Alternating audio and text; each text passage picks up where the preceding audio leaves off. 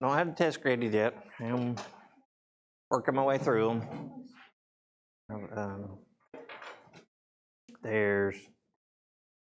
We've got 6 classes, and pretty much test time falls basically the same time for everybody. So I'm finishing up the 3rd one, and then your class is the 4th test. So it's possible I have them Friday, but I don't know, kind of questionable. Also, I have them Friday, so it might be Monday. But as soon as I get them finished, even if it's over the weekend or something, I'll put the scores on Canvas. Okay, so you'll know the score as soon as I get finished. Okay.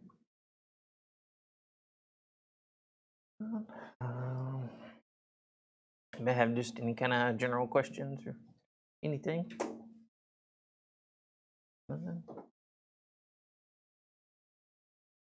Okay.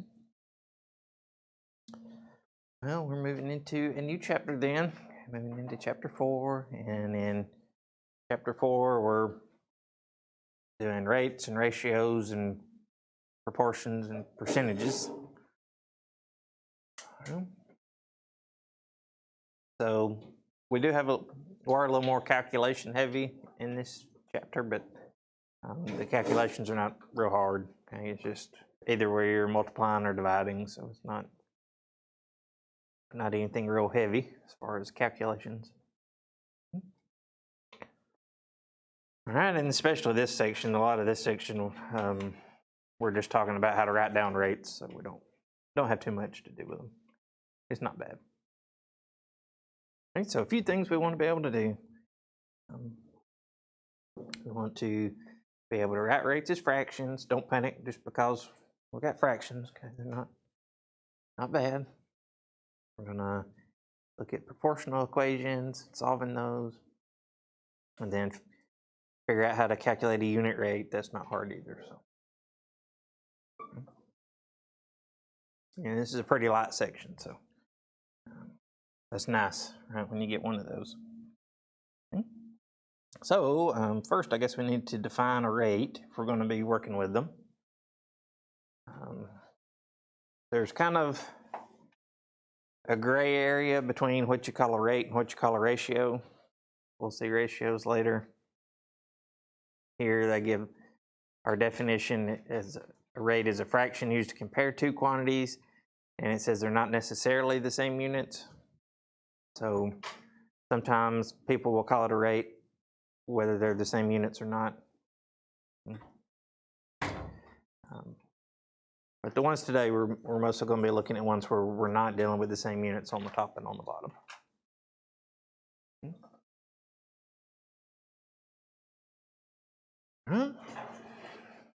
So, first of all, we just want to write some of these down. Okay, so let's look at an example scenario here, and then we'll write down and compare some rates. This one's a little wordy, but it's kind of pretty realistic. Okay? Look at this one. It says, suppose you and your friends are deciding where to spend Friday night. Laser tag offers the following deals. So that's one of our options, is we could do laser tag. Okay, so deal number 1, we could spend $13 per person for 2 games of laser tag. Or deal number 2, we could spend $18 per person for 3 games of laser tag. And then we also have another option on how to spend our evening.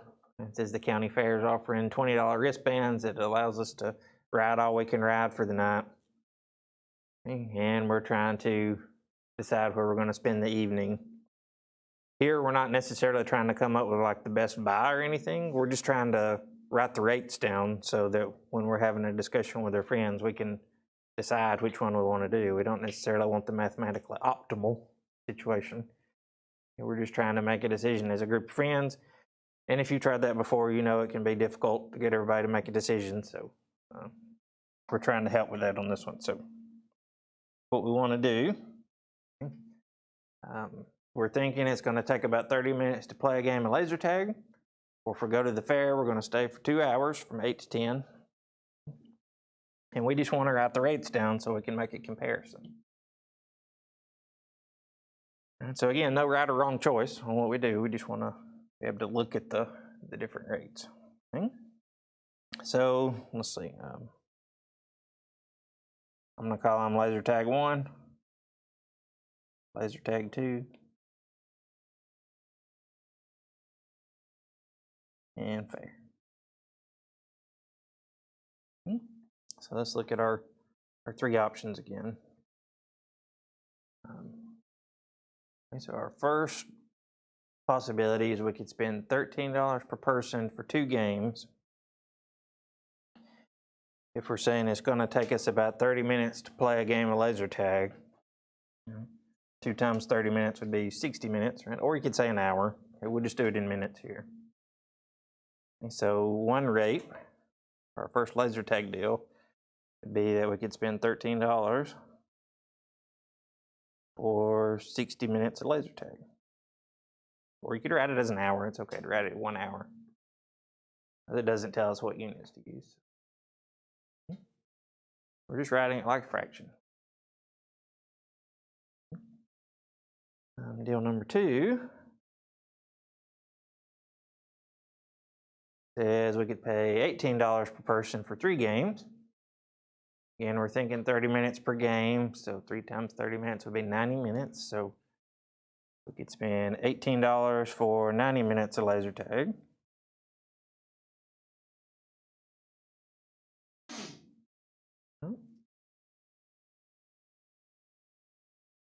Or our last choice was going to the fair.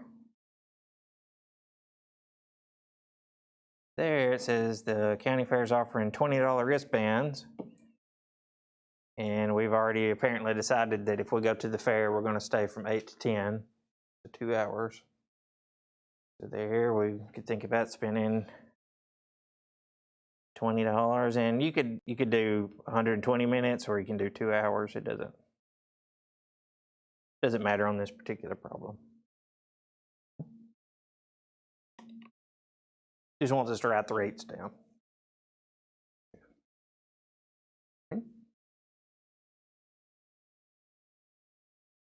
So from there, if we can compare the rates, then we can decide which one we wanted to do. Again, no right or wrong on this one. We just want the rates so we can make the comparison.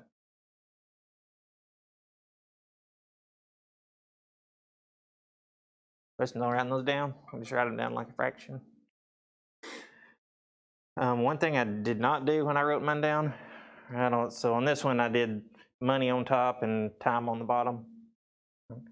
So it would be kind of confusing if on the next one I did like 90 minutes on the top and then money on the bottom, right? It wouldn't be as helpful.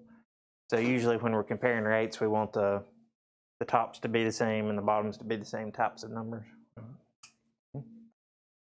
Not necessarily a requirement there, it's just easier to think through. Okay. Just writing down some rates. And some of the homework problems, that's all it is too, is it'll say write down the given rate, and it tells you something like $13 for 60 minutes of laser tag, and you just write it down as a rate. So.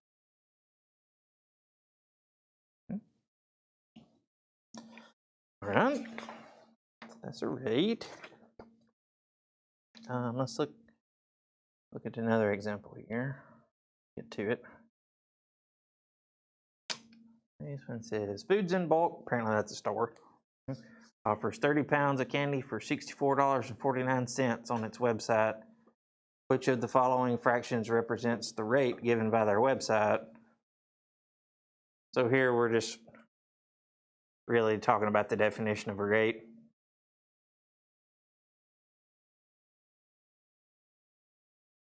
What do you think? B, I'm good with that. Or D, D's okay too. It doesn't necessarily tell us which way we have to have it on this one. Okay. That really depends on the situation. So we can do 30 pounds of candy for $64.49, or we can do $64.49 for 30 pounds of candy, just because we're just writing down the rate. Okay. These two are not rates because we don't have units on the top and on the bottom. Okay. usually when we're shopping, we would think about it like this: how much of the product do you get for how much money? That's usually the way we tend to think about it. This one would be how much money do you have to spend to get how much product, and you could use that, but it's not necessarily the way we think about it when we're shopping. Okay. On that one, it's not hard to write down a rate. So. Okay, let's look at another problem here.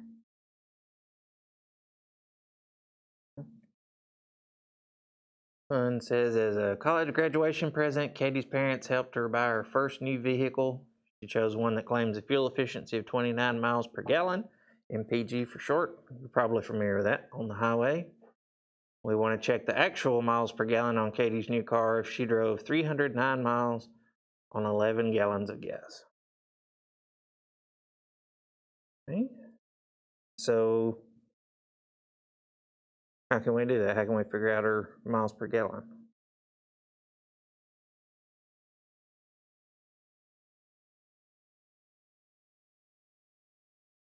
The main thing on these, we got to figure out which number goes on top.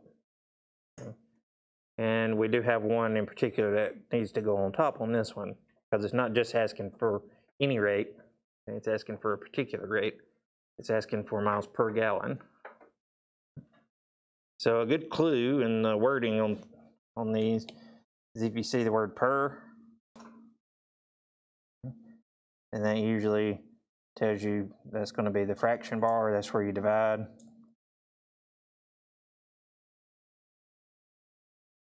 So you can think about that meaning the fraction bar, that's where you divide. Okay, so if we think about that, if we're trying to figure out miles per gallon, which type of number do we want to go on the top of our fraction? The miles, yeah, so she drove 309 miles.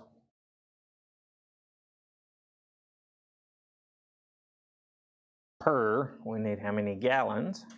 So for 11 gallons.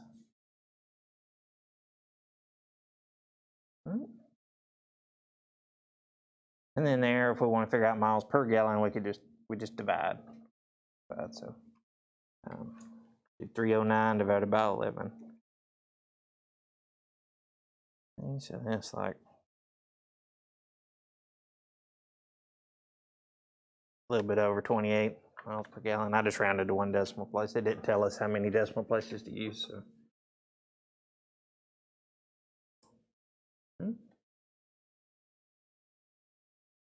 So what do you think? It says the car's advertised to get 29 miles per gallon on the highway.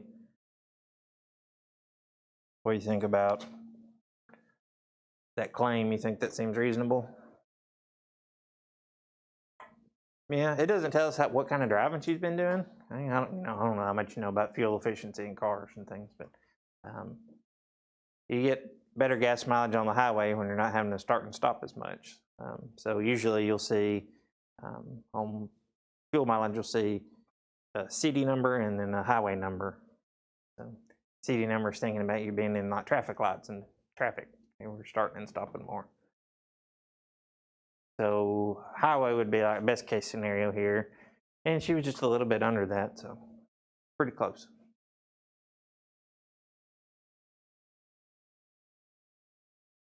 Does anybody keep up with what kind of fuel mileage your car gets? A couple of you, not many. A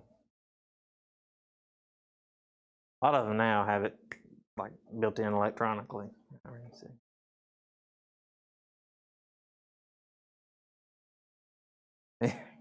Yeah, your driving habits does have something to do with it. So, if you have a heavy foot, you won't get as good fuel mileage. I used to have to keep up with fuel mileage a lot because most of my life I've driven old junkers, and a lot of times you get an old vehicle like that, the fuel gauge will stop working, and then you got to really keep up with your fuel mileage. So you don't run out.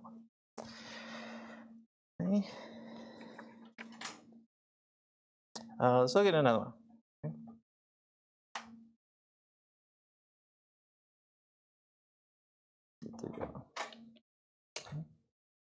This is more kind of a shopping question. It says if rice costs $7.99 for 5 pounds, we want to figure out the cost per pound of the rice. So the main thing to pay attention to on these is which number we'll put on top, which number we'll put on bottom. So here it tells us we want the cost per pound. Yeah, so we want the cost, 7.99, per is our division or our fraction bar, and then we had 5 pounds.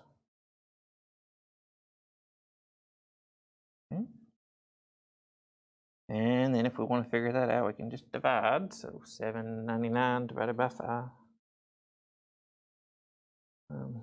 It doesn't tell us how to round, but that comes out to almost $1.60 per pound.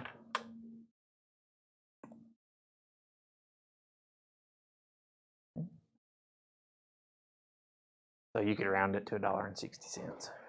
Okay.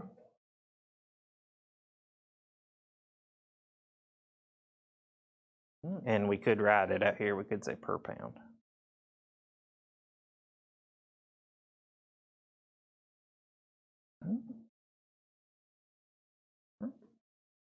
Question on that one? On these, as long as you remember what number to get on top, what number to get on bottom, they're pretty easy. Even though they are calculations, they're pretty easy.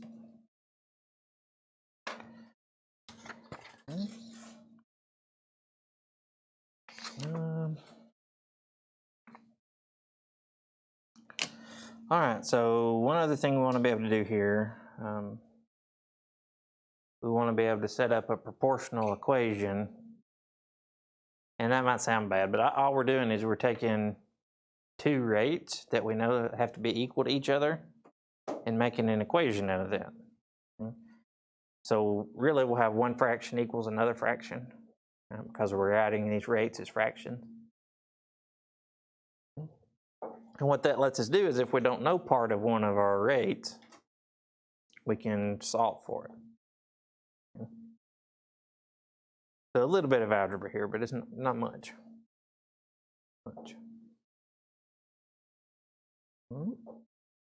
So let's look at one of these.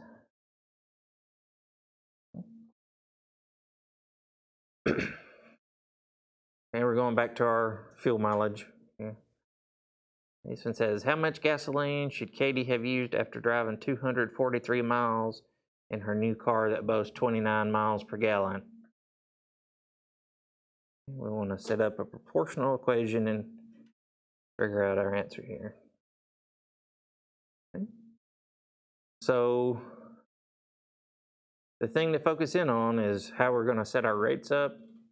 Really, as long as you set both sides up the same way, you're okay. So if I left you alone to try to set up the equation on this one, and then I did it on my own, we might have them not exactly set up the same as each other. Okay, so there's more than one way. But what I'm going to focus in on is I know we're dealing with miles per gallon. So I'm going to put my mileage on the top and my gallons on the bottom. If you set both sides up upside down, it's okay. It'll still work. I'm going to put mileage on the top so I know, what do I know? I know she drove 243 miles.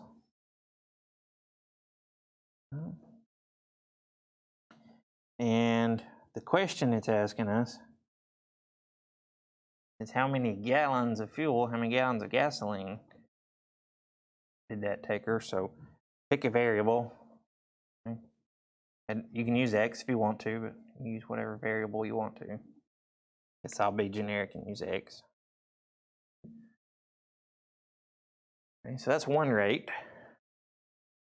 What other rate do we know? Yeah, that's right. We know the fuel mileage it gives us is 29 miles per gallon or 29 miles per 1 gallon. That's right. And so on our other side, we can say she's supposed to get 29 miles for every 1 gallon of gasoline.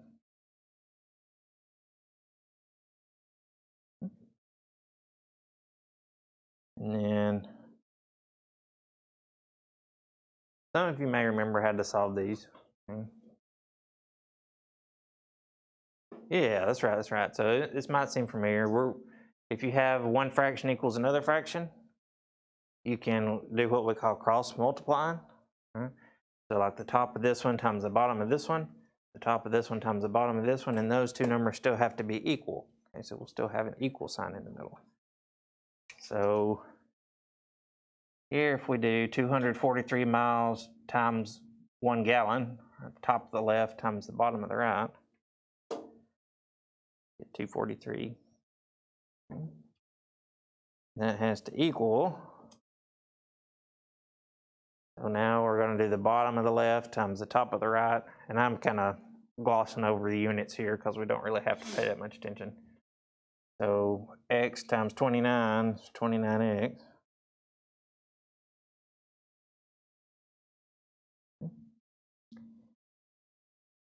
And I'm running out of room down here, but we only have one step left. What's our, yeah, divide both sides by 29. So I'll write that down here. I'll put the answer where you can see it better. So I'm doing 243 divided by 29. And it doesn't tell us how many places to round to, but I guess I'll use 2.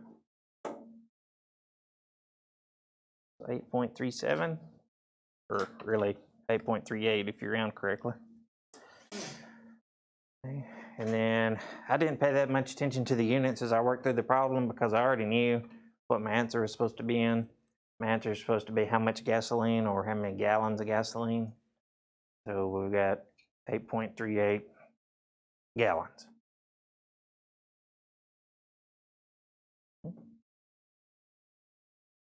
That's how much she should have expected to use there.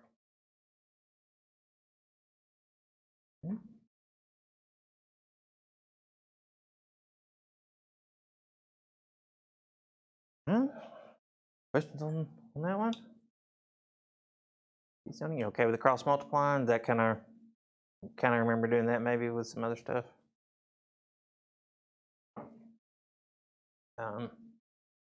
That's a really good one to be able to do. If you know about what kind of fuel mileage your car gets and you're broke and you need to drive somewhere, you figure out how many miles away it is and you're like trying to get the minimum amount of gas that you won't have to put in your car to be able to make it back. And you can figure out about how many gallons you need. Hopefully you're not that broke. Happens sometimes, yeah. Okay. Or maybe you're wanting to take a trip and you want to figure out, about what your fuel cost is going to be, right? You could do that. Figure out how many gallons and then work it out from there. Okay. Let's see. Okay, one last idea in this section. And we've really already used it, we just haven't talked about it. And that is, if I can get there. Try to leave this stuff in. There we go.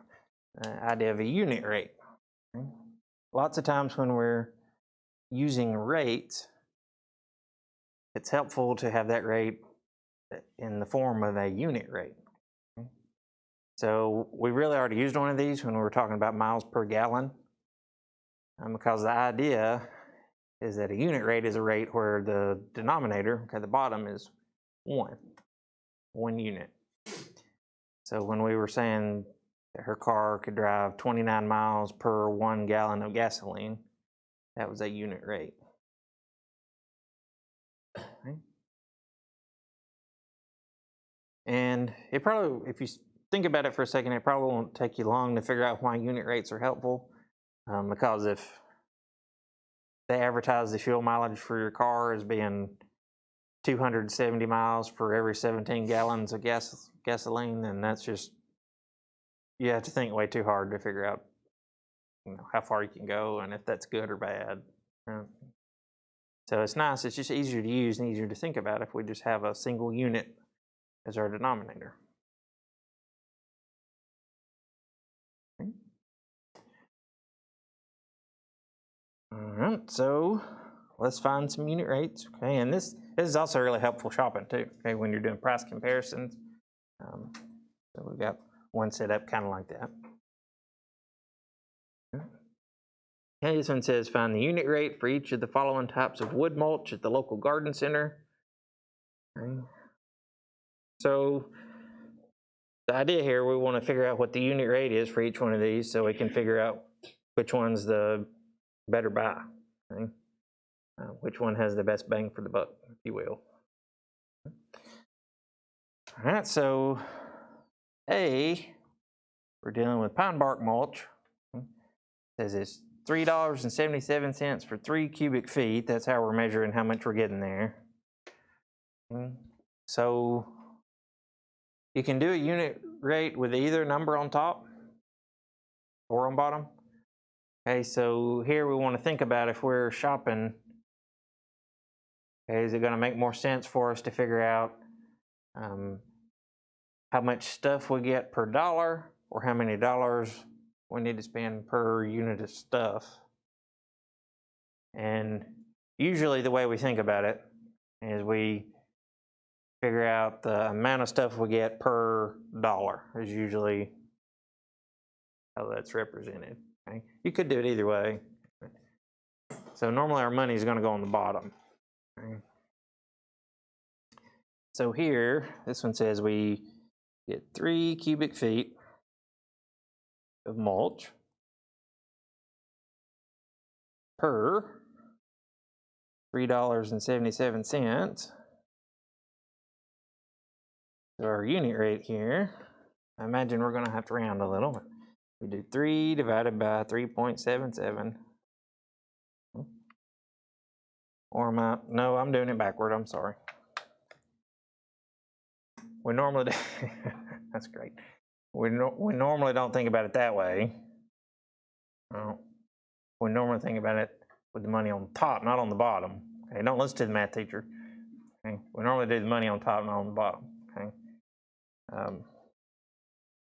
Here, you'll see it'll make more sense when we get it finished. Sorry about that. So 377 divided by 3 cubic feet.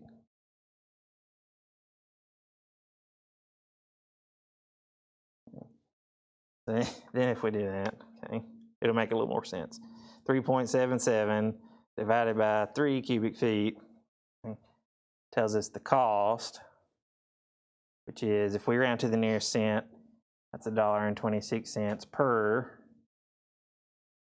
cubic foot.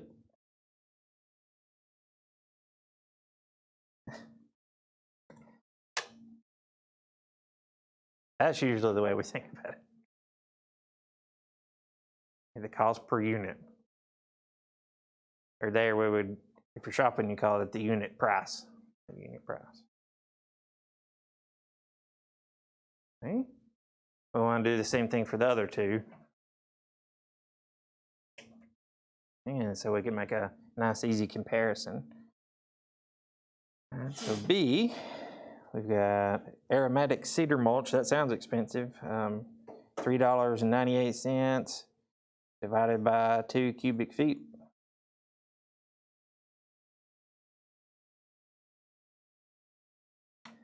There, 3.98 divided by 2 is $1.99 per cubic foot.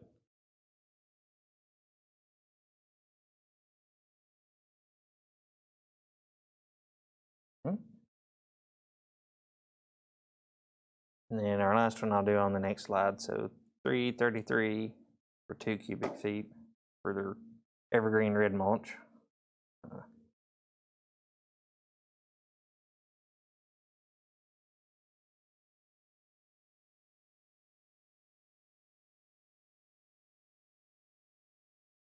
So let's see how that one comes out. 3.33 divided by 2.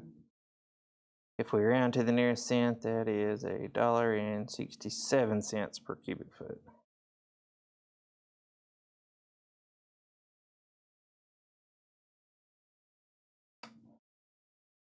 Okay. So, which ones are better buy? I'm gonna go back.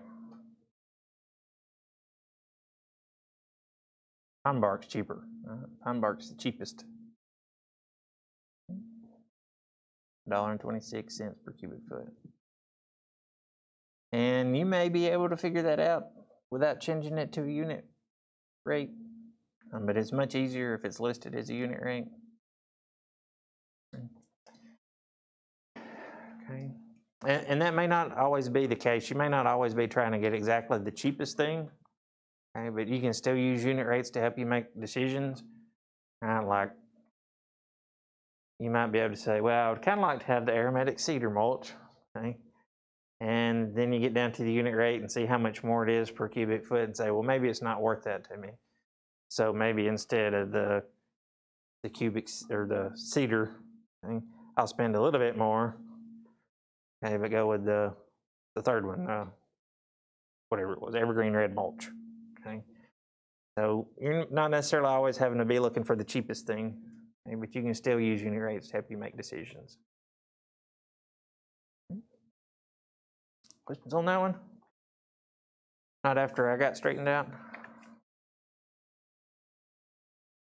All right. We're winding down on this section. Winding down. Not very long. Got that. Sorry. Textbooks does really long.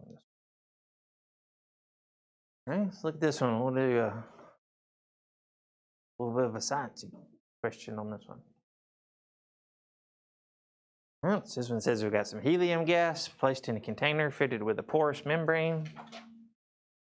The helium effused, that just means it leaked. Okay? The helium effused through the membrane at a rate of 1.5 liters per 24 hours. Find the unit rate of effusion per hour. And you do have to pay attention to exactly what it's telling you to find. So here it says find the effusion per hour. So our hours are going to be on the bottom. So here our rate of effusion or leakage, it was 1.5 liters per 24 hours. That turned out to be the rate they gave us. But then we want to change it to a unit rate. We just divide. It's 1.5 divided by 24 hours.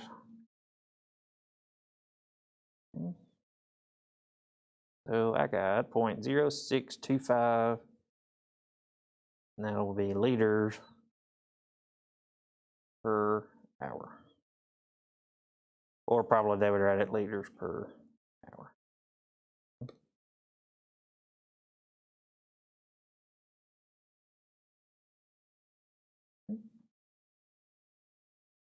Just pay attention. They could have said find the unit rate, the hours per effusion. I don't know why they would have, but they could have. Maybe a different context, they could have asked us that. All right. Questions on that one? Got one more problem. We'll be done. It's got a couple parts, but only one more problem. We'll be done. Look at this last one. This one's kind of interesting too. Okay. It says Emma's traveling to Italy for spring break. She's preparing herself for all the shopping she has planned by looking at the exchange rate between dollars and euros. And to ensure that she does not overspend while there, she wants to have in mind the equivalent dollar amounts for euro prices. Okay, we've got a table on the next slide that gives us the exchange rates. Remember, our textbook's kind of old, so this may or may not be close to what they are now. Okay, the different money exchange rates changes daily. Usually it hovers around the same, but changes daily. So to me, this table is a little confusing. Okay? What this is saying is that 1 euro, okay, this is the 1 euro, would be 1.351 American dollars. And then the other columns go in the other direction. So here we would say 1 American dollar is 0.740192 euros. Okay. So if we have 1 euro, we're looking at that one. If we have $1, we're looking at that one. Got some other ones on there too. All right. Then we got a few questions. Okay. So A says, what's the unit exchange rate for American dollars to euros? Okay. So that's going to be the 1 euro is 1.351 American dollars. We've talked about it already. And then B says, what's the unit exchange rate for euros to American dollars? That's the other one, the 0.7 whatever. C is the more interesting question. Okay. It says, if M is considering taking $200 for spending money, approximately how many euros will she have to spend? So we want to change her $200 to euros. Okay. And depending on how we set it up, we could use either column in our table. So we just got to make sure, we match it up. Okay. So what I'm going to do, I think, is I'm going to take $1.351 is 1 euro. And that's the one I'm going to use, I believe. So to set that up,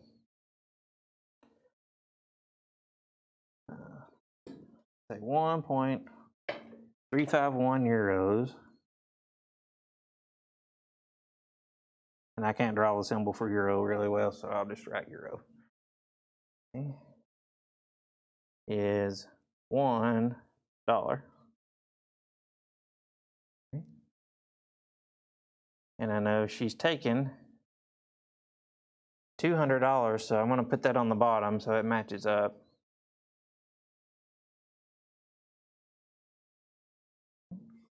And then I want to know how many euros that'll be. You could have used the other column in the table and put, it would just be flipped over. Okay, did that way. So we've got a proportional equation. So this is pretty easy to solve, but what do? We just, remember that's when we cross multiply, all right, cross multiply. So I'm going to do the bottom of the left times the top of the right. And so $1 times X euros just gives me X. And then the other way, 1.351 times 200.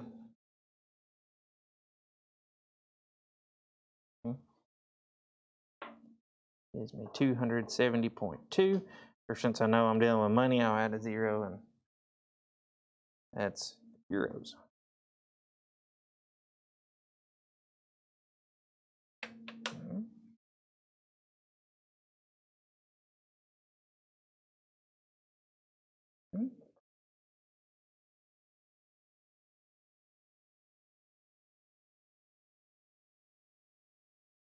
Questions on that one?